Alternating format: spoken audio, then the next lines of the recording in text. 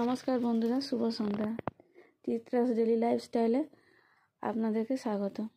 আজকে আমি আপনাদেরকে পায়েস বানানোর রেসিপি দেখাবো এবং আমি যে পদ্ধতিতে করছি সেই পদ্ধতিতে আপনি বাড়িতে বানাবেন, দেখবেন আপনাদের পায়েস খুব সুন্দর হবে এবং পারফেক্ট হবে, টেস্টিও খুব সুন্দর টেস্টও হবে।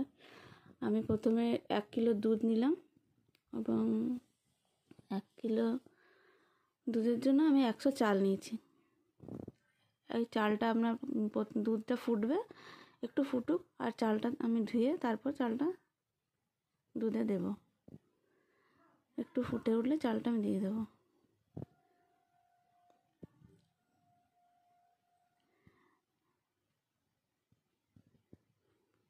দেখুন আমি ধুচ্ছি চালটা, তারপর এবারে দুধে দিচ্ছি। দুধ ফুটছে, আমার চাল আমি দিলাম। পায়েস করার এটাই পদ্ধতি যে 1 কেজি চাল 1 কেজি দুধ 100 গ্রাম চাল, এটা হচ্ছে পদ্ধতি।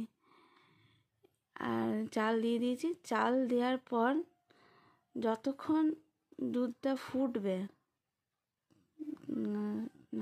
মানে চালটা যতক্ষণ না সেদ্ধ হচ্ছে ততক্ষণ ঘেটে ঘেটেই কিন্তু পায়েসটা তৈরি করতে হবে। আর যদি ঢাকা দিয়ে দেন কিন্তু চালটা ভালো হবে না। আপনারা ঘাঁটবেন আর পায়েস তৈরি করবেন, তাতে দুধের মধ্যে একটা সর পড়ে, ওটা ভালো হয়। আর এদিকে দেখুন আমি একটু 1 কেজি চাল থেকে আমি একটু দুধ তুলে রেখেছিলাম, ওতে আমি 2 চামচ আমুল দুধ গুলে রাখছি। এটা এখন দেবো না, শেষ মুহূর্তে যখন আমার পায়েসের চাল সেদ্ধ হয়ে আসবে আমি দেখব, তখন এই দুধটা আমি দিয়ে দেবো। এখন চালটাই সবে দিয়েছি, একটু সেদ্ধ হতে এটা দুধটা গুলে নিচ্ছি। এই আমুল দুধটা দুধের সঙ্গে গুলে নিচ্ছি। দুধটা ভালো করে গুলে আগে এখন রেডি করে রাখলাম, চালটা সেদ্ধ হোক, তারপরে আমি এটা দুধটা দেব।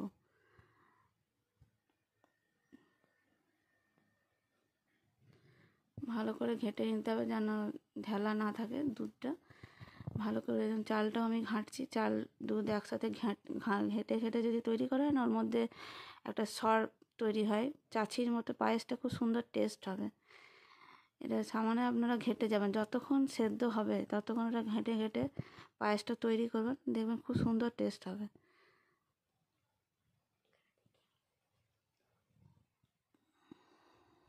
আমার পায়েসটা এবারে দেখে নেবো যে আমার চালটা সেদ্ধ হয়েছে কিনা।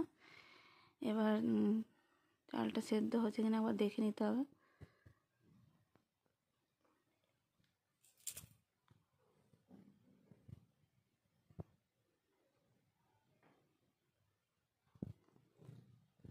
দেখছি আমি যে চালটা যেমন সেদ্ধ হয়ে গেছে, একটু একটু সেদ্ধ হয়ে একটু একটু বাকি আছে, একটু মানে ঘাঁটতে ঘাঁটতে এবারে হয়ে যাবে। আমি এবারে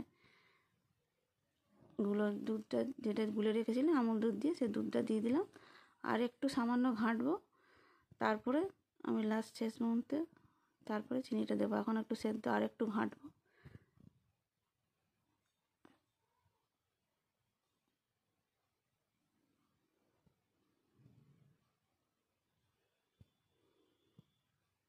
এই যে পাশে দেখুন সর বসে যাচ্ছে, এগুলো যখন দুধে থাকে না, দুধটা খুব দুধ আর মানে পায়েসটা খুব সুন্দর চাচির মতন একটা টেস্ট আসে।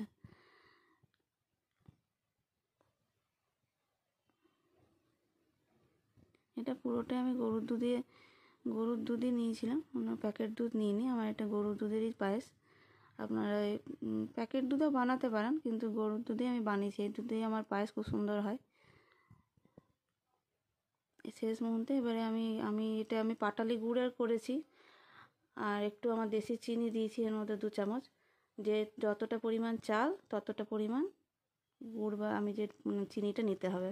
আমি এটা পাটালি গুড় দেশি চিনি দিয়ে করেছি, আমি যেহেতু দেশি চিনি ইউজ করি তাই জন্য আমি এটা দিয়েছি। আপনারা চিনি ব্যবহার করলে চিনি দিয়ে, যে এই মাপে চিনিটাও দিলেও আপনাদের টেস্ট একই আসবে। ভালো করে ঘেঁটে নেবেন, যাতে মানে দুধ যাতে টেস্টটা ভালো করে মিশে যায়। চিনিটা গুলে দিলে তখন একটু পাতলা হয়ে যায়, কিন্তু দুধটা পরে আবার বসে গিয়ে খুব সুন্দর পায়েসটা তৈরি হয়ে যাবে।